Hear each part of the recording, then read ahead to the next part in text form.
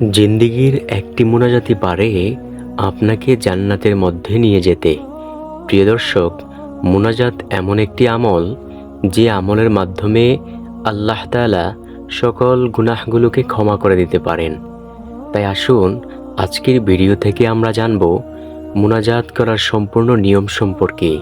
অর্থাৎ আপনি মোনাজাতের শুরুতে কি বলবেন, মধ্যে কি বলবেন এবং শেষে কি বলে দোয়া করলে আল্লাহ আপনার মোনাজাতখানা কবুল করবেন।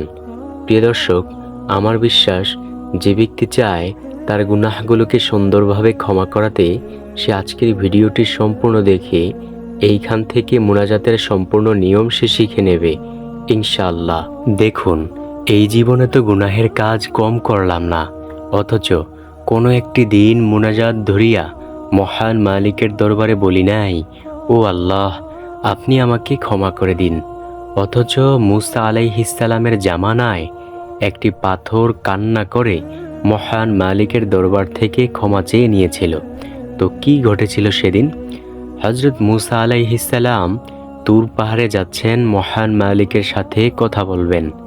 এমন সময় তিনি শুনতে পেলেন একটি পাথরের মধ্য থেকে কান্নার আওয়াজ আসছে।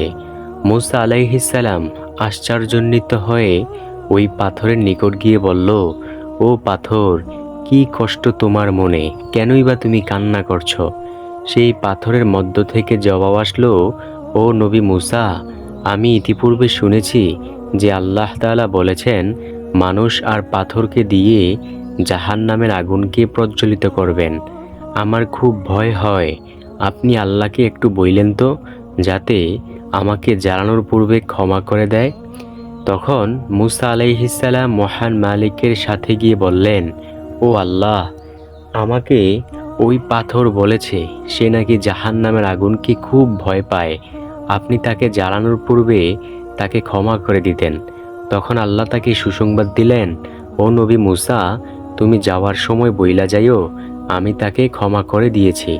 প্রিয় দর্শক, নবী মুসা আলাইহিস সালাম যখন আবার সেই পথ দিয়ে যাচ্ছেন, তখন পাথর জিজ্ঞেস করল, ও নবী মুসা, আমার জন্য কোনো খবর এনেছেন? তখন নবী মুসা আলাইহিস সালাম বলল, হ্যাঁ, তোমার জন্য সুসংবাদ হলো তোমার কান্না আল্লাহ পছন্দ করেছেন আর তাই তোমাকে ক্ষমা করে দিয়েছেন। নবী মুসা আলাইহিস সালাম চলে গেলেন। কিছুদিন পর আবার তিনি এই পথ দিয়ে যাচ্ছেন, তুর পাহাড়ে মহান মালিকের সাথে কথা বলবেন। এমন সময় তিনি শুনতে পেলেন সেই পাথরের মধ্য থেকে আরও বেশি বেশি কান্নার আওয়াজ আসছে।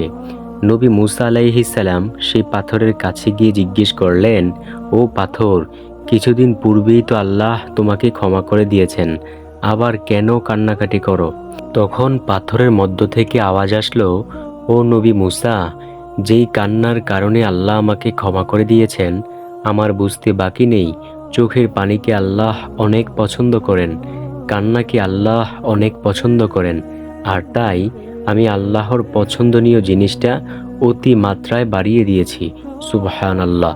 দেখুন প্রিয় দর্শক, একটি সামান্য পাথর হয়েও যদি মহান মালিকের দরবারে ক্ষমা চাইতে পারে, আমরা মানুষ জাতি সৃষ্টির শ্রেষ্ঠ জীব হয়েও কেন মহান মালিকের দরবারে ক্ষমা চাইতে পারবো না? তো মুনাজাত করার জন্য আপনাকে শুরুতেই বলতে হবে আল্লাহুম্মা আমিন, এটা বলিয়া মুনাজাত করবেন।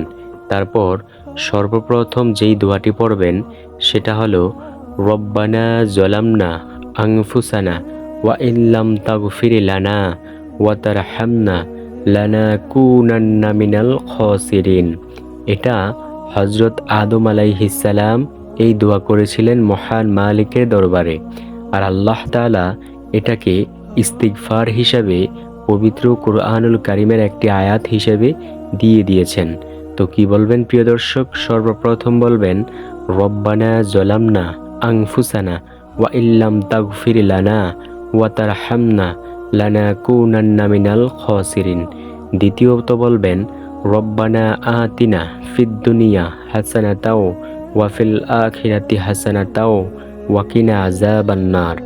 প্রিয় দর্শক, আপনি দুনিয়ার কল্যাণ চাইবেন, আখিরাতের কল্যাণ চাইবেন এবং কবরের আযাব থেকে মহান মালিকের দরবারে পানাহ চাইবেন। ইনশাআল্লাহ মহান মালিক কবুল করবেন। তৃতীয়ত বলবেন রব্বানা তাকাব্বাল মিন্না ইন্নাকা আনতাস সামিউল আলিম ওয়া তুব আলাইনা ইন্নাকা আনতাত তাওয়াবুর রহিম। সুবহানাল্লাহ। চতুর্থত বলবেন 3 বার ইয়া জাল জালালি ওয়াল ইকরাম, ইয়া জাল জালালি ওয়াল ইকরাম, ইয়া জাল জালালি ওয়াল ইকরাম। এটার বলার কারণ কি, নবীজি সাল্লাল্লাহু আলাইহি ওয়াসাল্লাম দেখলেন এক ব্যক্তি মুনাজাত ধরেছেন, মুনাজাতের মধ্যে সকল দোয়াগুলো বলছেন, তারপর তিনি ইয়া জাল জালালি ওয়াল ইকরামও বলছেন। তখন নবীজি সাল্লাল্লাহু আলাইহি ওয়াসাল্লাম ওই ব্যক্তিকে বললেন, আজকে তোমার মহান মালিকের দরবার থেকে যা চাওয়ার তা চেয়ে নাও, কারণ আল্লাহ তোমার সকল দোয়াগুলো কবুল করবেন। সুবহানাল্লাহ। তাই প্রিয় দর্শক 3 বার বলবেন ইয়া জাল জালালি ওয়াল ইকরাম, আবার 3 বার বলবেন ইয়া আরহামার রহিমিন, ইয়া আরহামার রহিমিন, ইয়া আরহামার রহিমিন। রাসূল সাল্লাল্লাহু আলাইহি ওয়াসাল্লাম বলেন, ও উম্মত, কোনো ব্যক্তি যদি মুনাজাতের মধ্যে 3 বার ইয়া আরহামার রহিমিন বলে, আল্লাহ তার সমস্ত দোয়াখানাগুলো কবুল করে নেয়। সুবহানাল্লাহ। এইভাবে আপনি মুনাজাত করবেন। তারপর আপনি মুনাজাতে সকল চাওয়া আকাঙ্ক্ষা, সকল পাওয়া, সকল কিছুর জন্য দোয়া করবেন এবং আপনি মুনাজাত শেষ করে মহান মালিকের নবী সাল্লাল্লাহু আলাইহি ওয়াসাল্লামের উপর কয়েকবার দরুদ শরীফ পাঠ করবেন। যদি এইভাবে মুনাজাত করে বলতে পারেন, মহান মালিক অবশ্যই আপনার মুনাজাতখানা কবুল করবেন ইনশাআল্লাহ।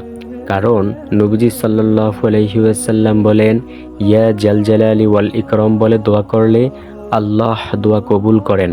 এবং নবীজি আরও বলেন, ইয়া আরহামার রহিমিন বলে দোয়া করলে আল্লাহ দোয়া কবুল করেন। প্রিয় দর্শক, সুখবর হলো এই দোনোটি দোয়াই আমরা মুনাজাতের মধ্যে করেছি, আর আমাদের দোয়া অবশ্যই নবীজির কথা মোতাবেক আল্লাহ রব্বুল আলামিন কবুল করে নেবেন ইনশাআল্লাহ। দেখুন, মুনাজাতের মাধ্যমেই কিন্তু বান্দার আমলনামা পরিপূর্ণ হয়ে যায়। নবীজি সাল্লাল্লাহু আলাইহি ওয়াসাল্লাম বলেন, কোনো ব্যক্তি যদি তাওবার মতো তাওবা করে, তার আগে পেছের সমস্ত গুনাহ আল্লাহ ক্ষমা করে দেন এবং ওই গুনাহের সমপরিমাণ নেক তার আমলনামায় যোগ করে দেন। সুবহানাল্লাহ। এতটাই দামি আমল হলো গুনাহ ক্ষমা করানো।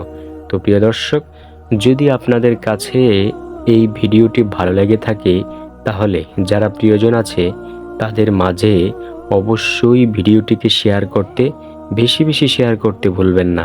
তো ভালো থাকুন, সুস্থ থাকুন। দেখা হবে ইনশাআল্লাহ পরবর্তী কোনো নতুন কোনো ভিডিওতে।